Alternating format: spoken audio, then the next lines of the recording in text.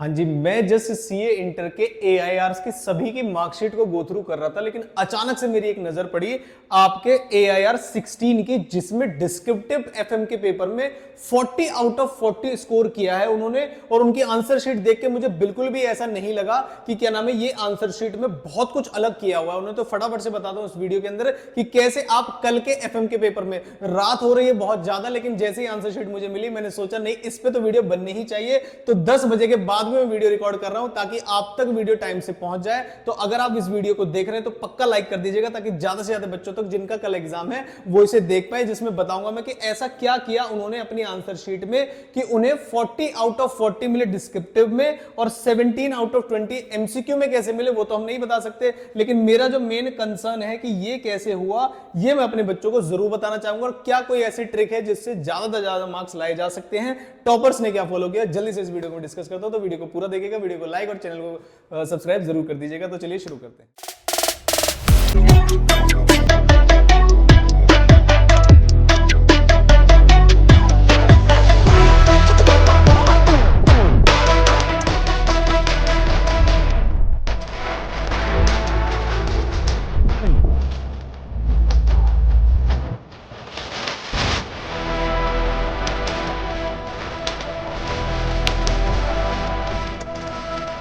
तो सबसे पहले तो जैसे ही मैंने देखा इनके कि 40 आउट ऑफ 40 है, मैं चक्कर खा के गिरने वाला था कि कैसे व्यक्ति 40 आउट ऑफ 40 ला सकता है।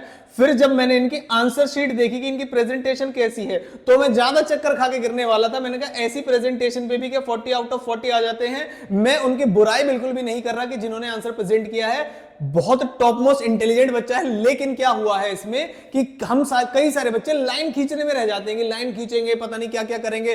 कुछ नहीं करना, आप इस इंटेलिजेंट बच्चे की मार्कशीट से ये देख सकते हैं कि आपके सारी डिजिट्स और आपसे जो जो पूछा गया है, अगर आप उसे नीट एंड क्लीन तरीके से प्रेजेंट करेंगे तो आपके पेपर में पूरे पूरे नंबर आने के चांसेस है। कई सारे बच्चे सजाने के चक्कर में उनका मेजर पेपर जो है बिखर जाता है। तो पहले एफएम इको का पेपर हुआ करता था, अब एफएम और एसएम का पेपर है, तो उसमें आपको मैनेजमेंट करना है। आंसर इन्होंने कहां से शुरू किया जल्दी से दिखाता हूं। जैसा कि आपको दिख रहा होगा कि पहले उन्होंने आंसर शुरू किया सेक्शन नंबर ए, फर्स्ट के ए पार्ट से, और बिल्कुल देखो फिगर्स कैसे दिखाई हैं, सेल्स लिखी है उसमें कॉमा लगाया है। आप राइटिंग पे मत जाइएगा, बस ये देखिएगा सेल्स अमाउंट्स वगैरह में कॉमा लगा है, बिल्कुल क्लियर कट दिख रहा है। हर एक अमाउंट जो उन्होंने इस्तेमाल की है कॉमा लगाया है, ताकि इससे क्या हैबिट अगर नहीं है तो कल ट्राई मत करना, हर एक अमाउंट में कॉमा लगाने की। हैबिट अगर है तो अच्छा रहता है एटलीस्ट मेन आंसर में। जैसे कि कॉस्ट ऑफ सेल उन्होंने निकाला है, ये रहा। फिक्स असेट को खुद ही उन्होंने देखो ऐसे बॉक्स में बनाया हुआ है। कैलकुलेशन बिल्कुल नीट एंड क्लीन दिखाई हुई है। उनकी राइटिंग मुझे उतनी ज्यादा खास लगी नहीं, कहीं पर भी उन्होंने अमाउंट वगैरह शो नहीं किया है, लेकिन फुल मार्क्स जो है उन्हें मिले हैं।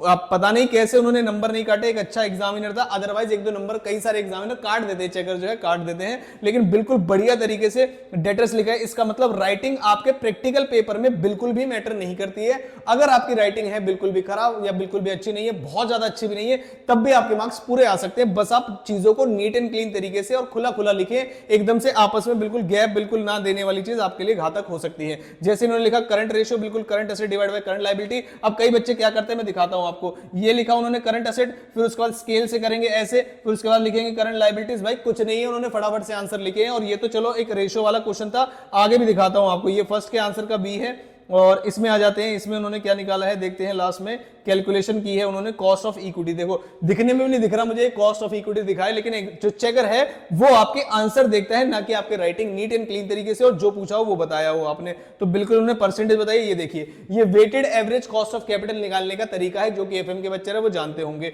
इक्विटी लिखा, डेट लिखा, कोई लाइन नहीं खींचे बीच में कि एक बच्चा क्या करता है ऐसे ऐसे लाइन खींचने में रह जाता है, फिर ऐसे ऐसे लाइन खींचेगा, बिल्कुल प्रॉपर तरीके से प्रेजेंट करेगा। भाई उतना टाइम होगा तो वापस जाके आप वापस से बना सकते हैं इसको, लेकिन एसएम का भी पेपर होता है तो बिल्कुल फटाफट से सॉल्व कर दीजिएगा। लाइन खींचना बिल्कुल भी मैंडेटरी नहीं है, बिल्कुल सही तरीके से उन्होंने एवरेज है, कॉस्ट ऑफ कैपिटल है, सारी चीजें जो जो उन्होंने बतानी थी वो सब उन्होंने बता दिया है यहाँ पर। और यहाँ पर उन्होंने फर्स्ट का सी अटेम्प्ट करने की कोशिश की, लेकिन फिर अपना मन बदल दिया और उसके बाद फ्रेश पेज से उन्होंने कहा कि कोई दिक्कत वाली बात नहीं है, फर्स्ट का जो सी है मैं उसे फ्रेश पेज से स्टार्ट करूंगा। तो आप भी कोशिश करिएगा जैसे कि आंसर खत्म हो जाए आपका फ्रेश पेज से स्टार्ट करिए, चाहे 3 से 4 लाइन ही क्यों ना खत्म हुई, उससे कोई लेना देना नहीं है। यहाँ पर उन्होंने मन किया कि हाँ लाइन खींच दूं, लेकिन लाइन खींच के लिए उन्होंने स्केल को परेशान नहीं किया, बिल्कुल इसी तरीके से लाइन खींच दी, अगर लाइन नहीं भी खींची तब भी चल जाता। अमाउंट बिल्कुल इस तरीके से लिखी है, जो कि मैं सजेस्ट तो नहीं करूंगा आपको, लेकिन अगर अमाउंट सही होगी तो आपको मार्क्स मिलने वाले हैं पूरे। तो कुछ भी ऐसा नया नहीं करना है आपको कि पता नहीं टॉपर्स क्या करते, कुछ भी नहीं करते भाई। जो पूछा है उसकी रिक्वायरमेंट को सही तरीके से खुला खुला सॉल्व करके आते हैं। अमाउंट दिखनी चाहिए कि बस अमाउंट कैसी है।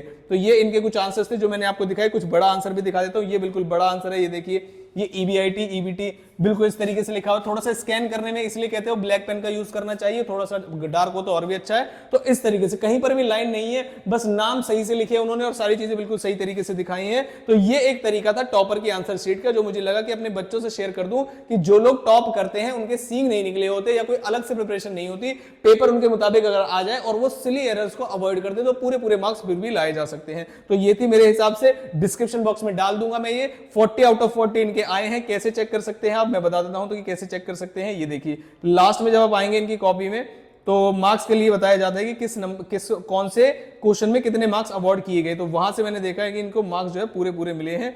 जल्दी से खुल जाओ भाई आंसर शीट, ये रहा। MCQ पोर्शन में इनका स्कोर रहा 17 आउट ऑफ 20, और जिसे देख के मैं चकरा गया वो ये था कि 40 आउट ऑफ 40 इनको स्कोर मिला है। बहुत ही बढ़िया लगा आंसर शीट देख के कि हाँ, कुछ भी तरीके की अननेसेसरी साज सजावट से कोई फर्क नहीं पड़ता। आपसे क्वेश्चन पूछा गया, आपने आंसर दिया है, आंसर बिल्कुल लिखा हुआ है, स्टेटमेंट बनाई है, लाइन खींची हो ना खींची उससे कोई लेना देना नहीं है। तो all the very best for your tomorrow's paper. I hope आप अच्छा करके आएंगे, फोड़ के आना, बिल्कुल पेपर को एकदम उड़ा देना और चांसेस करना कि हाँ एग्जामिशन भी आ जाए। ओवर एक्सपेक्टेशन लेके मत जाइएगा। क्वेश्चन है, क्वेश्चन के तरीके से सॉल्व होगा। ICI का पेपर है, साइकोलॉजिकल पेपर होगा, एक हिस्सा आसान एक हिस्सा मुश्किल। बिल्कुल इस तरीके की साइकोलॉजी मत करिएगा कि मुझसे 2 क्वेश्चन FM के सॉल्व नहीं होते तो पेपर मेरा खराब जाने वाला, बिल्कुल भी नहीं। जो जो क्वेश्चन आए आप ठंडे दिमाग से उसे सॉल्व करिए।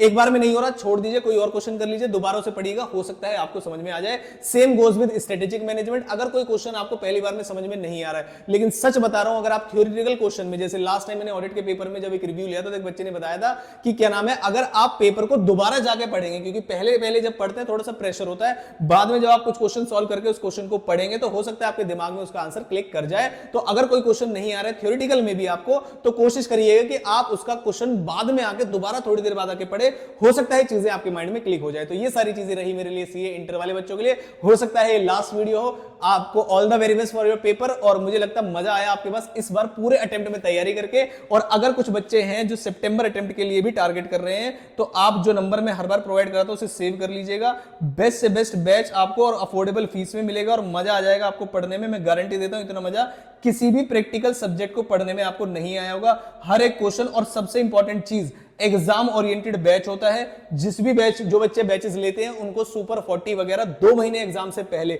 सुपर 40 की PDF प्लस सुपर 40 की अलग से सॉल्यूशन वीडियो, सारा सिलेबस अलग और सुपर 40 की सॉल्यूशन वीडियो अलग। तो इस पे आप व्हाट्सएप करके आप आगे की जानकारी ले सकते हैं। कल का पेपर देके बेस्ट तरीके से आइएगा। सितंबर अटेम्प्ट की तैयारी करेंगे एक साथ मिलकर, और बेस्ट से बेस्ट आप अपने जूनियर्स को भी शेयर कर दीजिएगा कि सितंबर अटेम्प्ट के लिए अगर उनको पढ़ना है तो fast track, concept batch, original batch, हर तरीके के बैचेस अवेलेबल हैं। व्हाट्सएप कीजिएगा, सारी जानकारी मिलेगी। आई होप आपने चैनल अभी तक सब्सक्राइब किया हुआ है और वीडियो को यहां तक देखा है तो लाइक जरूर कर दीजिएगा। Thank you so much.